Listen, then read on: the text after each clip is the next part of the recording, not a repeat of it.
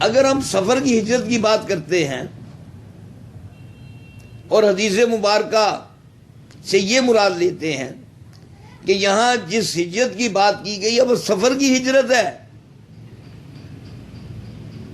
اور سفر کی ہجرت جو ہے آپ کو بھی معلوم یہ ختمی نہیں تھی، صلح حدیبیہ بھی ہوا تھا، کیا اس میں لوگ واپس پلٹ کر مکے جانے کی بات نہیں تھی؟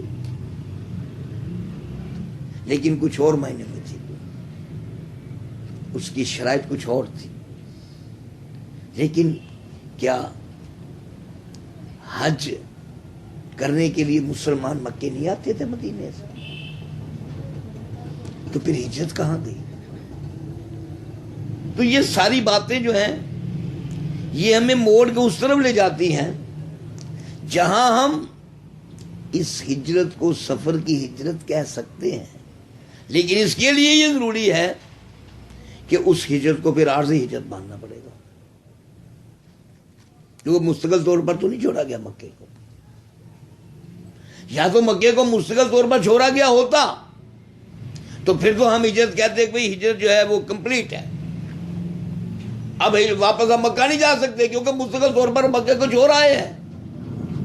لیکن یہاں تو ایسی بات ہی نہیں ہے، آج بھی لوگ مکے میں جاتے ہیں، عقیدت کے ساتھ جاتے ہیں، وہاں جا کے مناسک حج ادا کرتے ہیں، سب کچھ کرتے ہیں۔ اسی لیے حج کو دیدار کہا گیا ہے۔ ہجر کے بعد وصل کا نام دیدار ہوتا ہے۔ جب ہجر ہو تو وصل آتا ہے نا پلٹ کر، تو وصل دیدار کے معنی میں ہوتا ہے، دیدار محبوب کے معنی میں استعمال ہوتا ہے۔ تو مکے کو اگر اس صورت میں ہم لیتے ہیں تو پھر ہمیں یہ ماننا پڑے گا کہ یہ عارضی ہجرت کی بات کی گئی ہے، اور یہ عارضی ہجرت ہے، ہجرت کی بات نہیں ہے، عارضی ہجرت ہے۔ اگر عارضی ہجرت ہم اس کو مان لیں تو پھر مستقل ہجرت سے یہ بات الگ ہو جاتی ہے، پھر مستقل ہجرت کی بات یہ نہیں رہتی۔ اب ہم حدیث کے الفاظ سے دیکھتے ہیں کہ کیا جس ہجرت کی بات کی جا رہی ہے، جو ہجرت ان الفاظ میں اللہ کے نبی نے حدیث میں بیان فرمایا، کیا وہ عارضی ہجرت کے معنی دے رہی ہے یا کمپلیٹ؟ تو یہ الفاظ دیکھیں کہ حضرت فاطمہ الزہرا نے ارشاد فرمایا، عرض کیا یا رسول اللہ مجھے کوئی ایسا کام ارشاد فرمائیے، یعنی یہاں ایک مراد ذہن میں رکھیں، اگر یہ ارشاد فرمایا جا رہا ہے پیارے نبی کی بیٹی سے تو اس کا مطلب کوئی عارضی کام نہیں ہوگا، عارضی کام نہیں ہو سکتا، کوئی ایسا کام مراد لیا جائے گا جو مستقل ہوگا، کیونکہ عارضی معاملات یہاں فٹ نہیں بیٹھتے۔ کیوں کہ پوچھنے والی کون ہے اور بتانے والے کون ہیں؟ پوچھنے والی بھی وہ ہستی ہے جس جیسی کوئی نہیں، اور بتانے والی بھی وہ ہستی ہے جس جیسی کوئی نہیں۔ تو یہاں کیا عارضی بنیادوں پر باتیں ہوں گی؟ کیا یہاں ڈنگ دباؤ قسم کی گفتگو ہوگی؟ نعوذ باللہ، ایسی بات نہیں ہوگی یہاں۔ یا استقلال کے ساتھ مستقل بنیادوں پر ایک ختمی اور مکمل بات ہوگی، ایسی بات ہوگی جس میں کوئی کسی قسم کا سکم نہ رہے، جس میں کوئی کسی قسم کی الجھن نہ رہے، ایسی بات ہوگی، کمپلیٹ، مکمل، سمجھ میں آ جانے والی، مکمل معنی دینے والی بات ہوگی۔ تو جب کام کے بارے میں پوچھا جا رہا ہے کہ مجھے ایسا کام بتا دیجئے گا، تو اس کا مطلب یہ ہے کہ اگر ہجرت عارضی ہو تو کام نامکمل ہوگا، ہجرت عارضی ہو تو کام نامکمل ہوگا۔ کیا پوچھنے والے کا تقاضا ایسا لگتا ہے؟ کیا بتانے والے کا تقاضا ایسا لگتا ہے کہ عارضی بنیادوں پر نامکمل بات کرنے والا کرے اور بتانے والا بتائے. نعوذ باللہ یہ گناہگاری ہے. ہم اس قسم کی بات کے متحمل نہیں ہو سکتے کہ اللہ کے نبی سے بات پوچھی جائے مکمل صورت میں اور اللہ کا نبی اسے نامکمل صورت میں جواب دے، یا پوچھنے والا اللہ کے نبی سے مخاطب ہو اور عارضی بات پوچھے. ہمیں شرم آنی چاہیے ایسی باتوں سے. پوچھنے والے کا مقام اور جس سے پوچھا جا رہا ہے ان کا مقام دیکھے. تو جی چاہتا ہے ایک بار ہی ایسی بات پوچھ لے کہ دوبارہ حاجت ہی نہ رہے. ایک بار ہی ایسی بات پوچھ لی جائے کہ جس کی دوبارہ حاجت ہی نہ ہو. تو کیا پوچھنے والی یہ نہیں جانتی جو اس گود میں پلی ہے؟ پوچھنے والی کو نہیں پتا جو اتنی بڑے عہدے کی مالک ہے، جنت کی سردار ہے، اسے نہیں پتا کہ میں کوئی ایسی بات پوچھوں، میں کوئی ایسا کام پوچھوں کہ مجھے پوری زندگی دوبارہ حاجت نہ رہے پوچھنے کی، اتنا مکمل ہو. تو کیا وہ نامکمل کام کے بارے میں پوچھ رہی ہیں کہ فرما رہی ہیں کہ یا رسول اللہ مجھے کوئی ایسا کام ارشاد فرما دیجیے؟ یعنی کام ایک پوچھ رہی ہیں مکمل. جہاں یہ ارشاد فرماتی کہ اللہ کے نبی مجھے کام میں سے کوئی ایسے کام میں سے کہ ایک جزئی ارشاد فرما دیجیے، کچھ ہی فرما دیجیے. یہ تو پوچھا ہی نہیں ہے. ایگزیکٹ سوال ہے کہ ایک کام ایسا مجھے بتا دیجیے گا، وہ کام ایک ہو، اس کام میں کوئی جھول نہ ہو، اس کام میں کوئی کمی نہ ہو، ایک مکمل صورت میں وہ کام ہو، مجھے وہ ارشاد فرما دیجیے گا. تو یہاں نامکمل کی بات ہی نہیں ہے، یا عارضی ہجرت کی بات ہی نہیں ہے، یا عارضی بات نہیں کی جا رہی. عارضی بات جو ہوتی ہے وہ نامکمل رہتی ہے، اسے مستقل بنیادوں پر استوار کرنا ہوتا ہے. تو یہاں بات عارضی نہیں پوچھی جا رہی، مستقل بات پوچھی جا رہی ہے، اور اس بات کو آگے جا کر بیان فرمایا جا رہا ہے. جب بات مستقل پوچھی جا رہی ہے تو آگے پھر ارشاد خود ہی فرما دیا.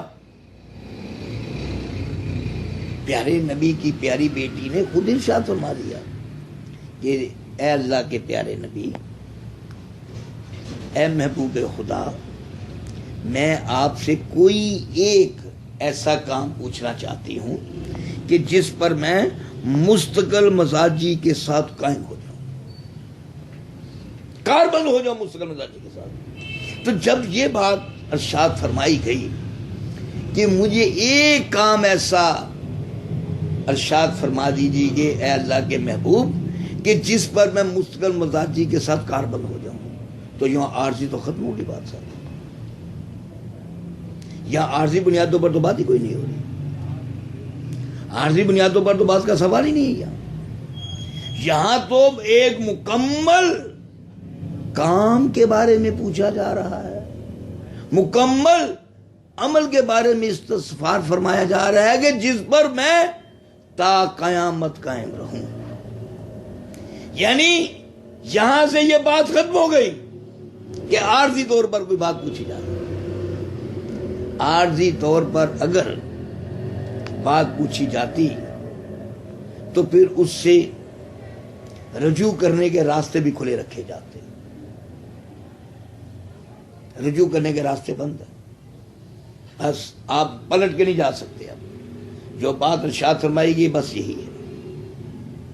اگر عارضی بنیادوں پر کوئی بات ہو تو عارضی بنیادوں پر انسان جو بات پوچھتا ہے تو اس میں کوئی نہ کوئی گنجائش رکھتا ہے کہ مستقل بنیادوں تک جانے کے لیے کوئی نہ کوئی گنجائش بچے، کیونکہ عارضی ہے. تو یہاں تو گنجائش ہی نہیں رکھی، اور تقاضا بھی حدیث کا یہ ہے کہ گنجائش ہو بھی نہیں. ایک تو گنجائش رکھی نہیں جا رہی، دوسرا تقاضا بھی ایسا ہے کہ گنجائش ہونی بھی نہیں چاہیے. بھئی ایک ہی تو کام پوچھا جا رہا ہے، ایک ہی کام پوچھا جا رہا ہے کہ جس پر قائم ہو جاؤں، تو اس میں عارضی پن کون سی بات آ گئی؟ کائنات کا ایک ہی کام ہے، اور اس کے بارے میں یہ ارشاد ہو کہ یہ عارضی ہو تو اس کام کی اہمیت کیا ہوگی بھائی؟ زندگی میں ایک ہی مانگا اور وہ بھی ایسا جو ٹوٹ جائے، کیونکہ عارضی کو مستقل جانے میں عارضی ہر بار ٹوٹتا ہے۔ آپ نے عارضی رہائش رکھی ہو تو پھر پلٹ کر وہاں آئیں تو پہلی عارضی ٹوٹ جائے گی، مستقل بنیادوں پر جو ہے ٹکڑ ٹکڑ ہو جائیں گے، کیونکہ مستقل بنیادوں پر تو آپ رہ نہیں رہے۔ تو عمل جو ہے اگر اس کو مستقل بنیادوں پر کیا جائے تو اس کے ٹوٹنے کا ڈر نہیں ہوتا، قائم ہو جاتا ہے۔ اس لیے نماز کے قائم کرنے کا حکم ہے، عارضی بنیادوں پر اس کا حکم نہیں ہے۔ اللہ نے اس کے قائم کرنے کا حکم دیا ہے نماز کے بھی، کہ نماز کو قائم کرو، کہ اس کے عارضی پن کو ختم کر دو، پلٹ کر جانا، پلٹ کر آنا، پلٹ کر جانا، پلٹ کر جانا، کہ اس عارضی کو مستقل بننے میں، اس پرنے کو قائم کرنے میں نہ جانے کتنا وقت لگے، تو قائم کر لو کہ تم ایک استقلال کے ساتھ اس پر کاربند ہو گئے ہو۔ تو یوں آپ یہ بات کہہ سکتے ہیں کہ یہاں جو محبوب خدا جو ہیں انہوں نے جب اس کا جواب ارشاد کیا تو اس جواب میں بھی اس کا مکمل پن تھا۔ اگر سوال مکمل ہے تو اس کا جواب بھی مکمل آئے گا، کیونکہ سوال عمل کا نہیں، عمل کے قائم کرنے کا ہے۔ اگر عمل کا ہوتا تو بات اور تھی۔ عمل اور چیز ہوتا ہے، عمل کا قائم کرنا اور چیز ہوتا ہے۔ یہ میں بات کر آیا ہوں مزاج میں، جب میں نے مزاج کی گفتگو کی تھی لیکچر میں، اس میں یہ بات میں کر آیا ہوں کہ عمل سے جو ہے قائم کرنا یہ الگ ہوتا ہے۔ ایک عمل تو ہوتا ہے آپ نے کیا نہ کیا، قائم کرنا ہوتا ہے اس عمل سے آپ جدا نہیں ہو سکتے۔ تو کیا پیارے نبی کی بیٹی ایسا عمل پوچھیں گی جس عمل سے وہ جدا بھی ہو جائے؟ یہ نہ سوچیے گا۔ پیارے نبی کی پیاری بیٹی یہ سوال ہی نہیں کر سکتی جس عمل سے وہ جدا ہو جائے۔ وہ تو اپنے باپ سے، وہ تو سردار امت سے، وہ تو رہبر امت سے وہ سوال کریں گی کہ ایسا کام ہو جو میں سمجھوں تو کام سمجھ کر، لیکن اس طرح سے اس کی ادائیگی کروں کہ اس پر قائم ہو جاؤں، ایسا پوچھیں گی۔ ایسا عمل پوچھیں گی جو ہو تو عمل لیکن قائم کرنے تک اس کی رسائی پہنچ جائے، یعنی عمل قائم کرنے تک آ جائے۔ جب عمل قائم ہو گیا تو پھر اس عمل سے آپ جدا نہیں ہو سکتے، پھر وہ عمل آپ کا ہے، آپ اس سے جدا نہیں ہو سکتے۔ تو یہاں اسی قسم کا مسئلہ ہے کہ حضرت فاطمہ تو زہرا پوچھ رہی ہیں ایسے ہی مکمل کام کے لیے، نامکمل کام کے لیے نہیں، ایسے ہی مستقل کام کے لیے، عارضی کام کے لیے نہیں۔ تو یہاں سے عارضی ہجرت بھی ختم ہو گئی، نامکمل ہجرت بھی ختم ہو گئی۔ تو ہجرت اپنے مکمل معنوں میں یہاں آ گئی کہ ایسی ہجرت جس پر قائم ہو جاؤ،